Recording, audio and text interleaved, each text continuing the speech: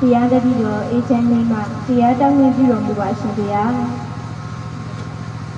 နမောတတ္တဘဂဝါတောအရဟတောသမ္မာသမ္ဗုဒ္ဓတ္တကတံကတံ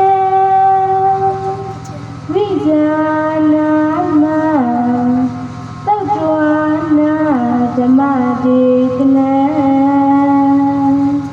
အနုကမာယ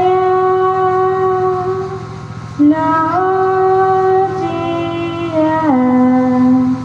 ဒေတေတု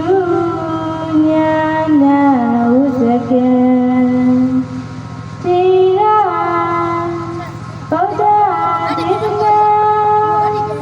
ဒီကရာကို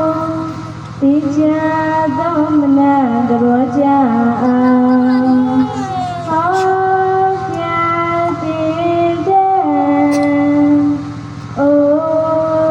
ရှင်ရဲ့ဘုရား